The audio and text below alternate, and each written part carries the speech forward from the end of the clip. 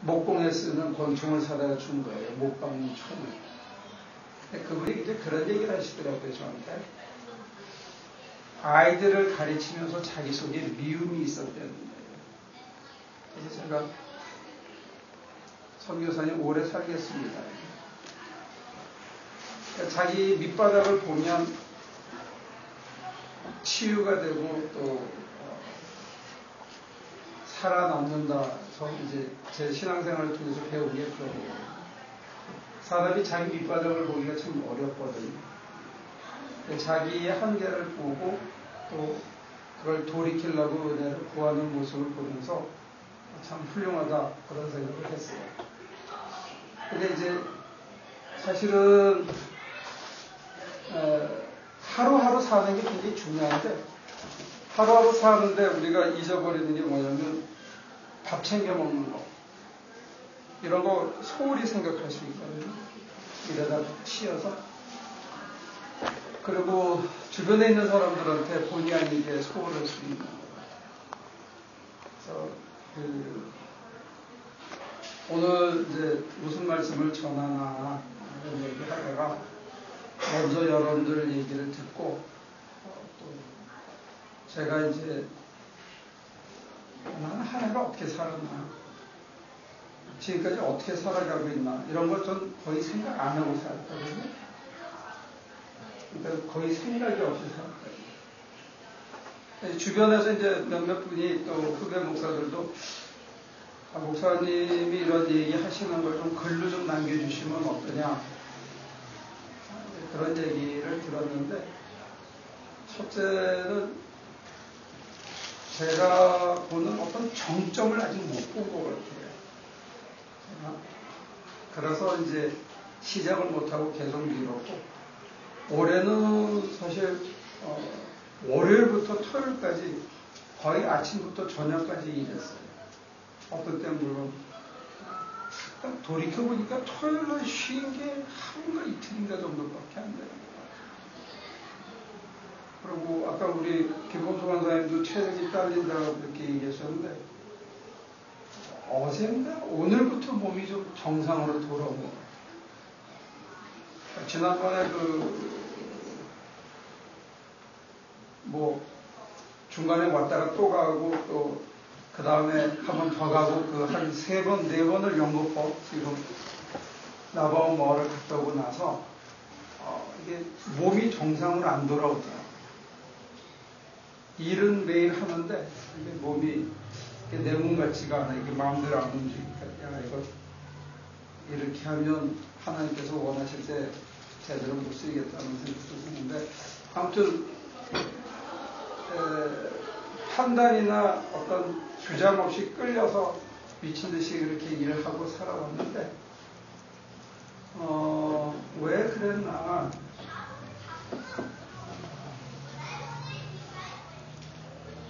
아까 글을 좀 썼으면 좋겠다 하는 부탁이나 격려나 이런 얘기 그 다음에 지금 제가 매일매일 살아가는 얘기 그 다음에 1년을 지나온 얘기를 합치면 이렇게 정리할 수 있지 않을까 싶어요.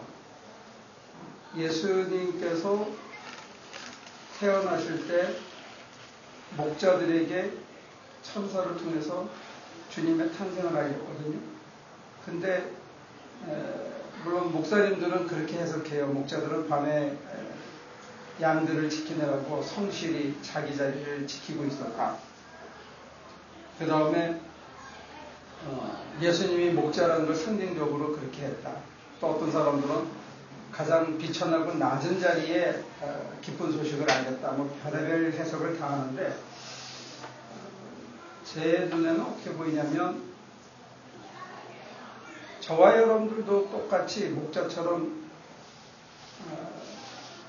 주님이 태어나셨다는 것을 알려주라고 찾아오실 수 있다고 봐요. 누구에게나. 근데 이제 우리가 그 일을 어떻게 성실히 감당하느냐에 따라서 다른 사람에게 기쁜 소식이 되고 자기에게도 기쁜 소식이 될 수도 있고 안 하면 그걸로 끝일 수도 있다. 저는 그렇게 보거든요. 그러니까 바울에게만 나타난 게 아니고 또 바울에게 나타나신 주님의 모습이 너무나 다양해요. 처음에 소리까지. 근데 바울에게만 나타난 게 아니고 혼혈하였던 디모데에게도 그 주님은 나타나셨고, 바울과 같이 청막을 짚는 브리스길라와 아굴라처럼 별로 배우지 않은 사람들에게도 주님은 나타나셨고, 그 다음에 주님은 그 빌립의 세 딸에게도, 아가보에게도 지위, 그 다음에 인종, 그 다음에 학벌, 재산 유무에 상관없이 주님은 나타나셨던 것 같아요. 그것을 받은 사람들이 이제 어떤 식으로 리스폰한다고 어떤 식으로 살아갔느냐가 이제 중요하다, 그렇게 이해를 하는데, 제가 소위 그 영성신학의 대가들의 책을 이렇게 보면, 야, 어떻게 이걸 이렇게 기술할 수 있을까? 어떻게 이걸 이렇게 표현할 수 있을까? 참 대단하다. 이런 감탄사가 나오는 사람들이 있어요. 특별히 토마스 머튼이라든지, 또 헨리 나우엔이라든지, 또 개신교에서도 몇몇 목사님들이 그런 탁월한 표현력과 깊은 영적 체험들을 하셨는데, 제가 만난 주님은 사실은 제가 왜 일을 해야 되는지 모르고 일을 시작한 게 벌써 한 10년쯤 돼요. 그냥 남장로님한테 망치 하나 사드리고 크리스마스나, 그 다음에 어떤 누가 집을 사서 들어온다 그래서 그냥 어떻게 하다가 일주일에 한 3일 우리가 일하고 3일은 목회하고, 또 장로님은 3일은 교차로 사장하고 우리 3일은 일합시다. 그렇게 뭐 시작했는데 이게 여기까지 이렇게 흘러갔거든요. 근데 제가 주님을 만난 거는요, 주님이 어떤 모습으로 다양하게 찾아왔냐면, 처음에는 소위 그 기도를 통해서 신비적인 모습으로 찾아오셨어요. 물론 소리를 주고 여러 가지 은사, 방언의 은사, 예언의 은사, 신유의 은사를 통해서 간접적으로 처음에 찾아왔고, 그 다음에는 그 환상을 통해서 보여주셨고, 십자가를 통해서 또 주님의 찬란한 모습을 통해서 저한테 메시지를 주시고, 또 말씀을 통해서 위로하시고 그랬지만, 그런 과정들을 지난 다음에 물론 뭐 손이 이만큼 뜨거워지고 설교하러 올라갈 때 등에 열이 뭐 후끈후끈하고 온몸이 붕 뜨는 것 같고 뭐 그런 신비적인 체험들도 여러 차례 있었지만, 제가 여러분들하고 나누고 싶은 그 체험의 다른 두 종류는 하나예요. 제가 난권사가 아프리카 간다고 했을 때 가서 이번에 뭘 하나 보고 오시오 라고 얘기를 부탁을 드렸는데, 그건 뭐냐면, 혹시나 환자들이 쭉 서 있는데 맨 끝에 서 계신 주님을 볼 수 있었으면 하고 부탁했던 거예요. 선교지를 가면 선교지 한가운데 그 때 묻은 옷을 입은 아이들과 맨발로 서 계신 주님이 계셔요. 만약에 여러분들이 그 자리에서 그분을 못 보시면 이게 굉장히 느슨해져요. 저는 여러분들 선교를 가시면 그렇게 보셨으면 하고 봐요. 이번에 우리가 나바오 갔을 때 나중에 한 선교사가 축도하고 나서 그 형제 이름이 뭐죠? 마일론의 눈물에 비친 그 하나님의 꿈을 좀 볼 수 있다든지 뭐 이런 우리들의 일상의 경험을 넘어서는 그런 체험들이 있다, 그런 얘기를 드리고요. 그게 저한테는 이제 어떻게 끌고 가냐면, 제가 몇 차례 말씀을 드렸는데, 여기 멀지 않아요. 라캬날에 한때 우리 교회를 다니셨던 분인데, 그분 집을 고치는데, 이제 크롤 베이스라고 해서 여기 우리 책상보다 좀 더 얕아요. 그래서 거기를 기어 들어가서 이제 전기를 연결하고 있는데, 갑자기 그 연결했던 전기가 나갔어요. 그냥 깜깜하잖아요. 그래서 깜깜해서 처음에는 이렇게 당황스럽죠. 일하다가 불이 나갔으니까. 그래서 이제 옆에 있는 애를 보내가지고 가서 다시 연결해라 그렇게 시켰고 누워있는데 두 가지 생각이 스쳐 지나가더라고요. 내가 죽으면 딱 요만큼 필요할지도 모르겠다. 더 필요한 게 없는 거죠. 근데 두 번째는 뭐냐면 그때 옆에 누가 계셨어요. 저한테는. 주님이 옆에 누워 계시더라고요. 그러면서 이제 리프렉션을 통해서 그때 순간 느낀 게 뭐냐면 설교를 하고 신학 서적을 쓰고 하는 이런 일뿐만이 아니고 일상에서 하고 있는 이 일 속에 주님이 함께 하시고 이게 바로 주님의 일이다 하는 그런 느낌을 살짝 지나는데 그때까지는 잘 몰랐어요. 그냥 주님이 옆에 계시다는 것만 제가 본 거예요.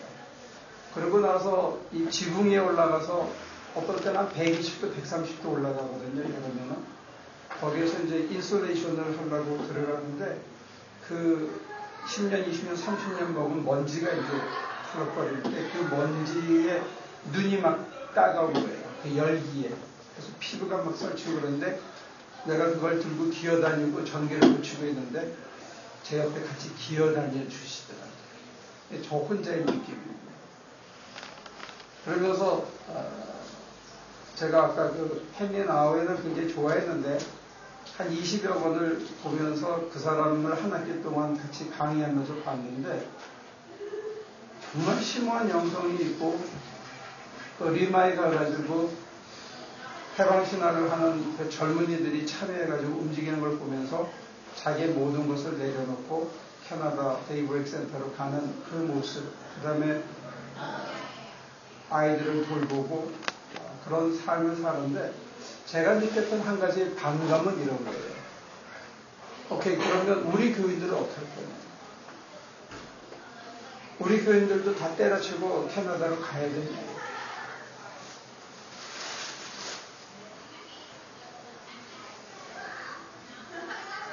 그러면 영성 훈련을 하고 하나님의 모습을 회복하려면 우리가 전부 수도원으로 들어가야 할 거냐? 그런 반감이 생겼어요.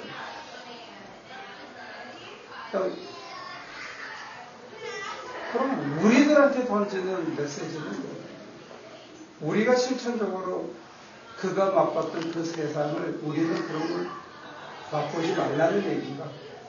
근데 아까 서두에 말씀드린 것처럼 바울도 환상으로 마케도니아 사람도 봤고 환상으로 자기가 묶여갈 것도 봤고 또 옆에 위로하시는 주님도 봤고 하여튼 다양한 모습으로 주님을 봤거든요. 그리고 평생을 천막을 기우면서 계속 버텨냈다. 근데 이제 그런 거를 봤을 때 나는 우리 교인들도 자기가 하는 일이 뭐 환자를 돌보는 일이든 세일즈를 하는 일이든 우리처럼 막노동을 하는 일이든 연구소에서 무슨 일을 하시는 일이든 그 일 속에서 주님이 바로 옆에 앉아서 나랑 똑같은 일을 같이 거들어주고 계신 것을 여러분들이 체험하면서 살 수 있으면 좋겠다는 그런 바람입니다.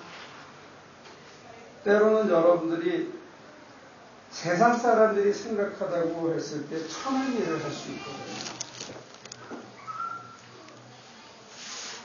근데 제가 제일 그런 게 뭐냐면 기억에 남는 게 제가 시궁창 밑에서 기어 나왔을 때 제 얼굴을 쳐다봤던 교인에게 놀라는 그 모습 지금도 생생한데 이게 우리들은 아직도 그 편차가 있어요.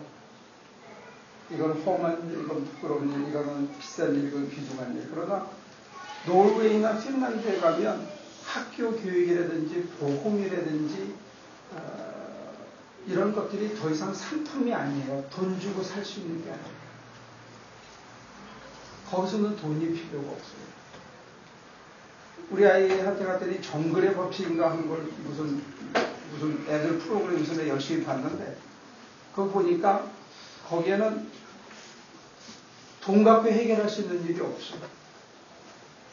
그건 어릴 때 배웠던 경험이 최고고 그 생존을 하는 데 있어서는 사실은 돈이 모든 것을 해결해 주지 않는 공간과 장소가 있던데 여러분과 제가 만약에 뭘 내려놓으면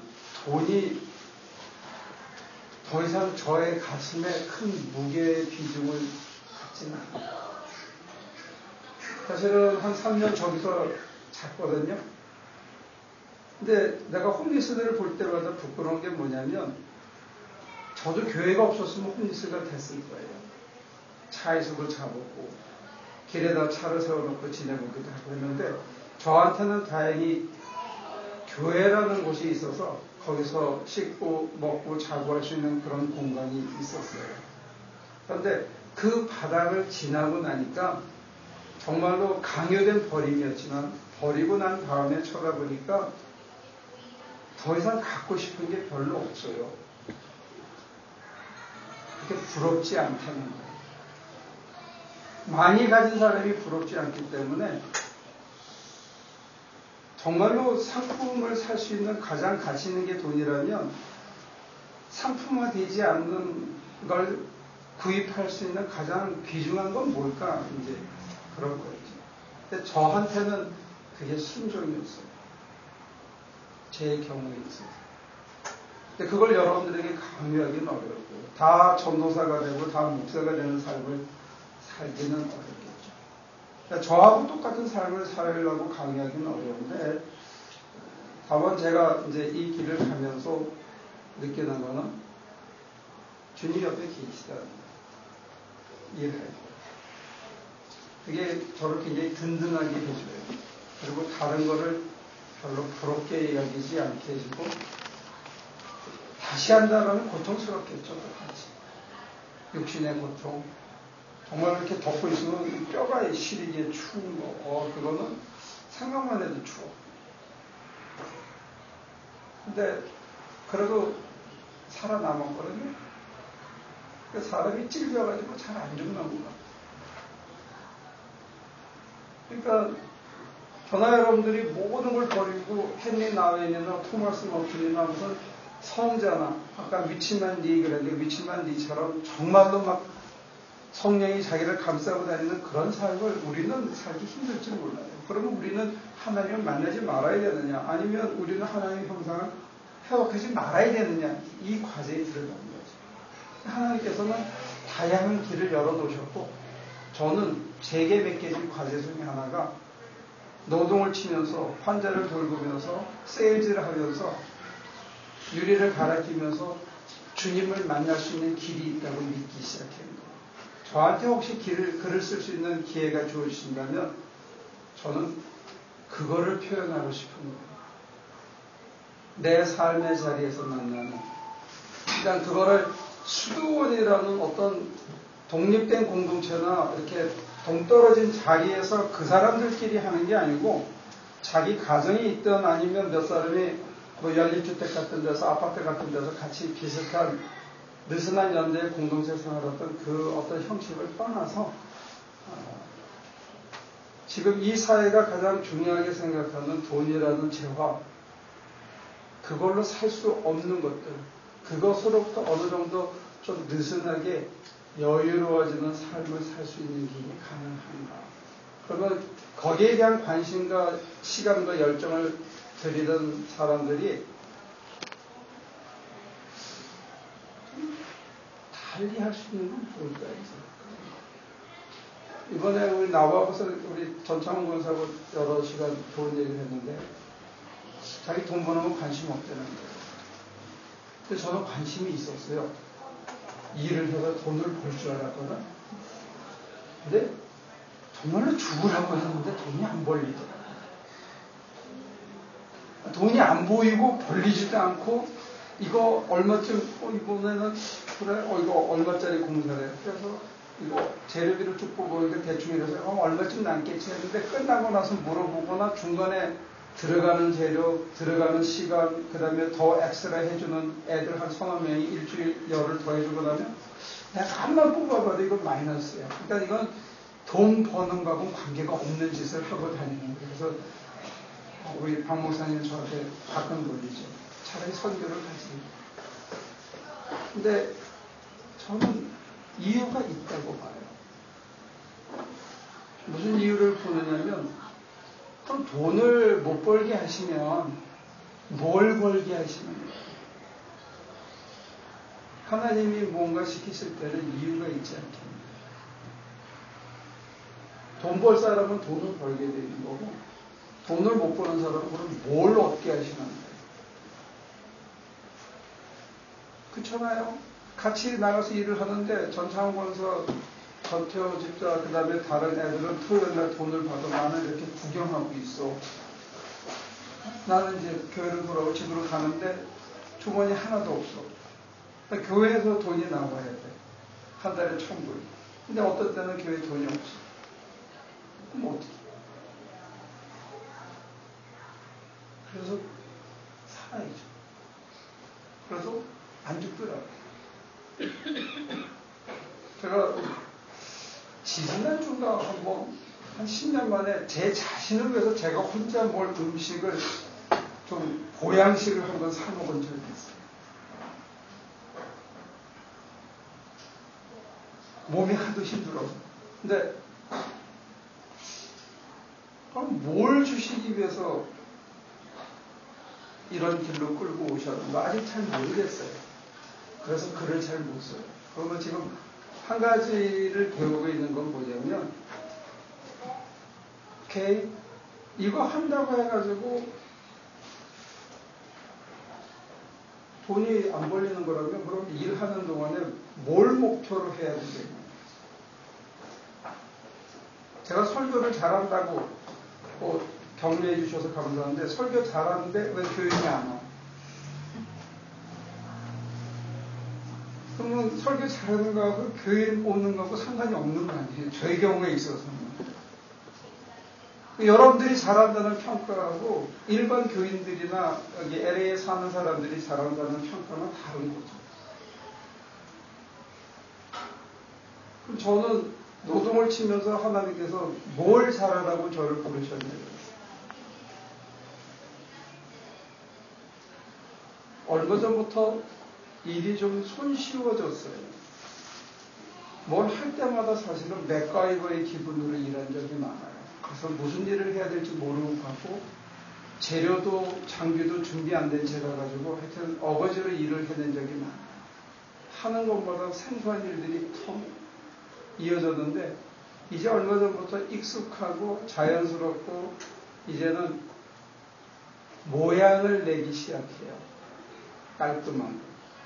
그렇게 되기까지 참 긴 세월이 걸린 것 같아요. 그래서 제가 배운 건 뭐냐면, 지금은 성실함을 넘어서, 어차피 이거 가지고 돈 버는 거 아니니까 저 주머니에 들어오는 건 없잖아. 그렇다고 제 생활이 훨씬 더 윤택해질 리도 없는 거고, 또 돈이 생겨도 제가 별로 윤택하게 할 것 같지가 않고. 그러면 뭘 배워가야 되느냐? 근데 올해 들어서 이제 지금까지 인내와 성실을 가르치셨다면 올해 들어서 관용을 가르치시는 것 같은데, 특별히 저한테 손자를 허락하고 손자를 보고 난 다음에 여러분들을 쳐다보니까 조금 더 다른 느낌이 생겨요. 기도를 하면 지금 여러분들 중에 참 어렵게 다들 얘기 안 했지만 어렵게 지내는 사람들 있거든요. 그 사람들을 떠올리고 기도할 때 여러분들이 제 가슴의 뼈를 참 아프게 해요. 그러지 말아야 되는데, 내가 그러지 말아야 되는데 그 감각이 있어요. 그래서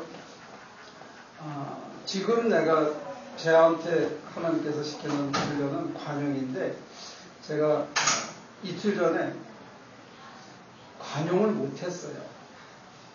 한 녀석이 그 밑에서 일하는 녀석이 일하다가 말고, 제가 이게 뭐냐면 샤워장을 이렇게 조립해서 타는 건데 갭이 만큼 났더라고요. 해프 인치가 더 났어요. 그래서 일로 물 샌다. 그러니까 뜨더라. 그랬더니 자기가 죽으라고 한 거니까 못 듣겠다는 거예요. 그리고 이거 그냥 카킹하면 된다는 거예요. 그래서 그거를 그냥 접착제로 떼우면 사람들이 밟고 하면 언젠가는 여기 크랙이 생겨가지고 물이 새니까 다시 뜯어서 다시 하자.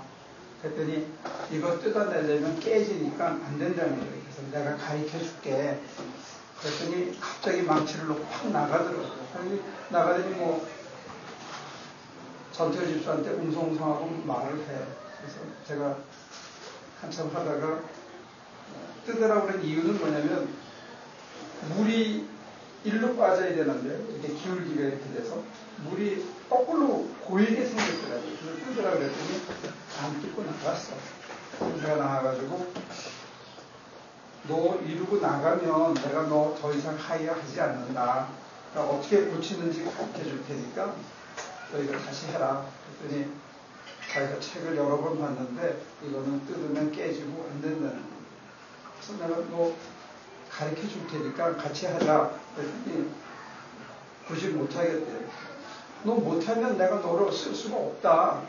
그랬더니 그렇게 얘기를 몇 번 하다가 이제 제가 이렇게 뚜껑이 열리려고 그러는 걸 느끼겠대요. 그때 그 순간에 그 녀석이 뭐라고 얘기를 하냐면 Where is my money? 그 순간에 이게 언어 장벽이구나. 그래서 제가 다시 쿨다운을 했는데 더 이상 왜냐면 그 며칠 전에도 이제 태호하고 저하고 같이 붙잡고 돌을 자르는데 이게 돌이라는 게 세우면 안 깨지는데 옆으로 놓으면 이게 깨지거든요.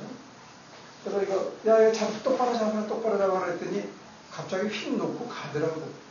나는 깨뜨리기 싫다고. 참 독특한 녀석이다. 근데 이제 내가 쟤를 붙잡고 이제 얘기를 좀 해야지 해놓고는 또 넘어가다가 이제 쌓인 거예요. 그래서 그때 마침 장로님이 늦게 오셔가지고 걔랑 붙잡고 얘기하길래 그냥 보내라고 그랬는데 제가 차를 타고 오면서 그런 생각이 들었어요.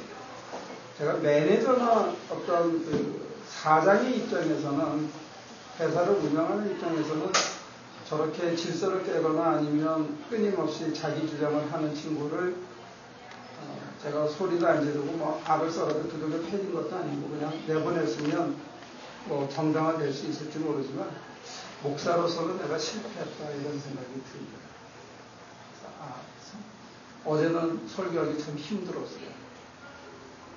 근데 이제 그런 맥락에서 하나님께서 실패나 또 어떤 이해할 수 없는 그런 일들을 우리한테 부탁하시고 명하시고 할 때가 와요. 그리고 아까 누군가 얘기했지만 한 단계 넘어가기 위해서 이해하기 힘든 일들이 생겨요. 근데 제가 목사로서 여러분들과 제 자신한테 권면하는 건 뭐냐면 금을 미리 긋지 말라요. 그러면 진전이 없어. 하나님께서 우리를 이끌어 가시는 것은 무한대이거든요. 당신의 형상을 회복하기까지 이게 무한대이기 때문에 잘 되는 것 같다가 넘어지고 넘어진 자에 대해서 다시 이끌어 가시고 하면서 하나님은 다양한 모습으로 당신을 노출하시고 우리의 상상을 뛰어넘는 다른 가치를 우리에게 심어주시기 위해서 또 이끌어 가시고 또 가시는 게 아닌가 저는 그런 느낌을 가져요. 그래서 그거를 잘 정리해서 기록으로 남기고 또 그 길을 가고자 하는 사람들에게 가이드라인으로 줘야 할 책무가 있다고는 보지만 사실은 이게 제가 그 반역을 보면 어떤 때 카메라 눈을 딱 뚫는 거 있잖아요. 근데 거기가 아닌 거 자꾸 옆에를 빗나가는 것 같아요. 그래서 여러분들한테 지금 이렇게 두서없이 말씀을 전하는 거예요. 그래서 하나님께서 저를 지난 10여 년 동안 정말 태어나서 이렇게 가난하게 살아본 적이 저는 없었어요. 먹고 입고 자는 것을 염려해 본 적이 사실 좀 없었어요. 그걸 거쳐왔고 또 뭐 지금도 먹고 입고 자는 게 이렇게 완전히 해결되고 해방된 것 같지는 않아요. 그래도 이렇게 지낼 수 있고 또 정말로 지금은 손가락이 이게 남의 손가락 같아요. 두 개가. 그런 걸 왜 시키시나 감히 여쭤볼 수가 없었어요. 하나님 저한테 왜 이러십니까? 이런 걸 여쭤보지 못했고 그냥 살아있는 게 숨 쉬고 하루하루 늙으면 또 가고 또 힘들 때 아유 주여 그러면 위로하시고 하는 게 감사해서 여기까지 왔는데 사실은 여러분들 중에 저한테 목사님 왜 일을 하세요? 그러면 제가 좀 당황스러워요. 뭐라고 대답해 줘야 될지. 사실은 제가 이유를 잘 몰라요. 이유는 잘 모르는데 이 길을 오면서 아까 말씀드린 것처럼 노동하는 한가운데 주님이 계시더라고요. 그러니까 여러분들이 아이들을 가르치거나 집에서 살림을 하거나 뭘 하시든지 간에 여러분들이 그 자리에서 하나님을 만나면 참 좋겠다. 저한테는 그게 굉장히 큰 위로였습니다. 두 번째는 어떤 때는 참 넘어가기 힘든 숨이 턱에 차는 고비가 몇 차례 있습니다. 근데 그 고비를 넘기시면서 돈으로 살 수 없는 다른 가치들을 그런 세계들을 구경시켜 주십니다. 그게 이제 역으로 삶에 좀 자유로움을 주는 것도 있는 게 아닌가. 세 번째는 옆에 마누라가 있어서 잘 벌어가지고 나는 내 맘대로 뭘 하더라도 얻는 자유는 피상적인 자유입니다. 진정한 자유라는 건 여러분들이 길바닥에 내던져져서도 흔들리지 않는 자유여야 자유입니다. 주머니가 진짜 리터리 문자 그대로 비었는데도 자유해야 그게 자유지. 돈 은행에 넣고 카드 한 장 있고 지갑에 1불도 없는 자유는 조금 감이 떨어지는 자유. 그래서 하나님께서 어떤 때는 실제로 파킹장에다가 가스비도 없이 세워놓고 그래도 교회를 먼저 생각할 수 있는 마음을 확인해 보실 때도 있는 거예요. 그러니까 그 고비를 사실은 그거 무너지는 건 잠깐인 것 같아요. 하나님이 해주시기를 기다리는 거하고 누구한테 전화해서 50불을 빌리는 것 같고 경계는 그게 아주 미묘한 거거든요. 그게 대단한 금이 철옹성에 쳐져 있는 거지. 그때 하나님을 더 신뢰하고 기다린다는 거. 그게 이제 다져지면 흔히 하는 얘기로 내공이 쌓이는 것 정도죠. 네. 잘 가면 바울 선생님이 얘기하신 것처럼 내가 달려갈 길을 다 달렸고 이제 내가 의의 멸류관을 기다린다. 이런 얘기를 하게 되는 날이 올지 몰라요. 근데 소파 저는 아직 거기는 아닌 것 같고요. 지금도 아까 말씀드린 대로 아직도 목사로서 돌이켜봤을 때 너무 부족한 것들 그런 것들이 있고 하나님께서 이제 평안과 자유와 자족 성실을 지나서 관용이라는 거기로 이제 또 끌고 가시는 것 같은데 그 세계에서 또 살아남아야 되죠. 그게 이제 2012년에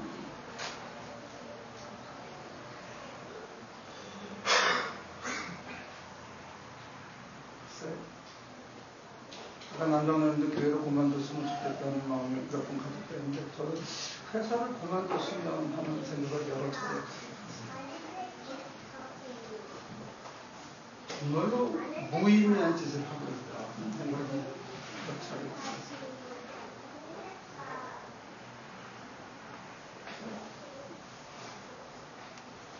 근데 이제 제 마음을 다 잡은 거는 이런 거죠. 한 사람이라도 잘 살면 된다. 그래서 다시 시작하고 다시 하겠는데,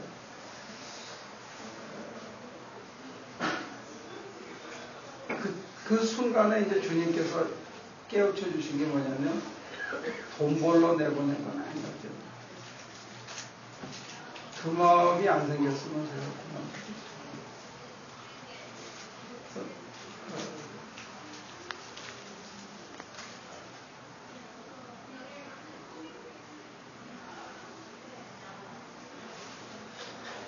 어느 날 결론을 얘기하면 눈에 보이지 않던 세상이 조금씩 느껴지기 시작합니다.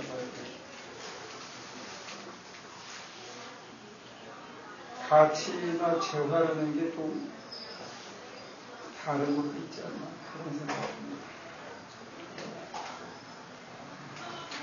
남의 집에 가서 일할 때도 최선을 다해서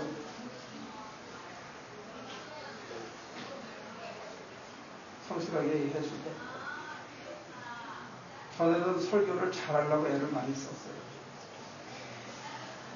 요즘은 제 설교 테이블 들으면 참 싫어요. 근데 종놈이 그거 판단하면 안 된다 해가지고 그냥 가요. 그러니까 제 사랑이 묻어 있었던 것 한 년을 지나고 나니까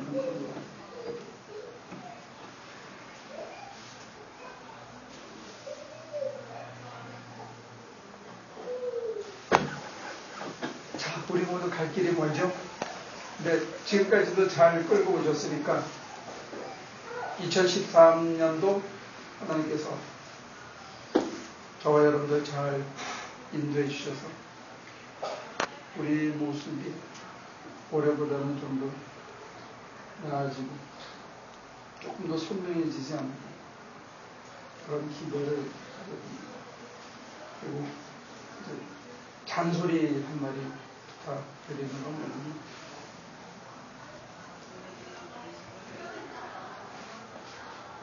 여러분들이 다 저처럼 살기를 바라진 않지만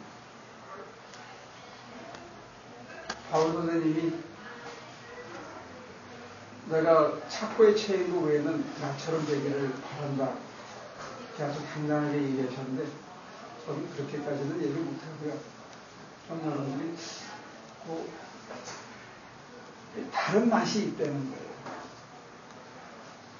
인생에는 신앙생활을 통해서 주님이 주시는 어떤 조금 다른 세상이 우리가 사는 이 속에 나의 매일 생활 속에 같이 있겠는 일할 때 주님이 옆에서 같이 말을 닦아주고 걸레질을 하고 또 내가 힘겨워할 때 옆에 계신 주님을 보면 조금 세상의 맛이 좀 달라지지 않을까 그런 생각을 하고 아마 여러분들이 내년에는 보이지 않던 주님이 좀 더 보이는 가까이 느껴지는 이게 내게 아니고 주님이 함께 하시고 같이 하시는 주님 거라는 거.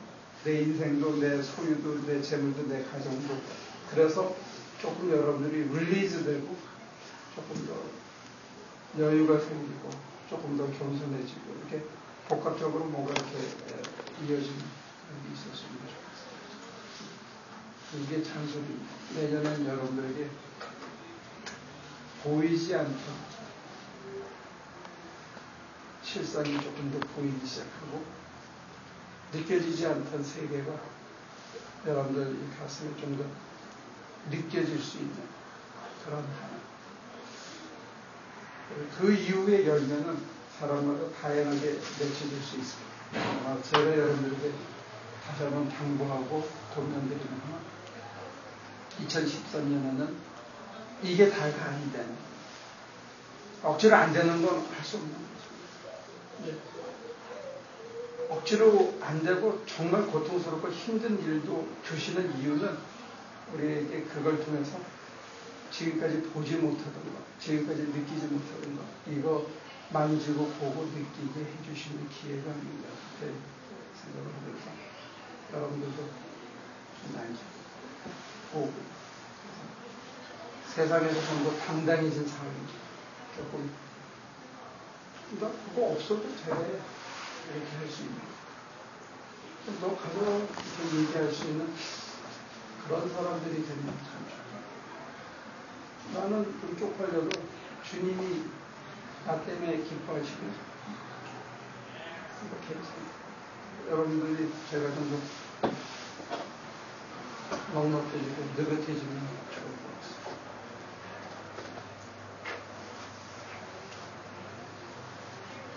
누가 기도하고 마칠래요?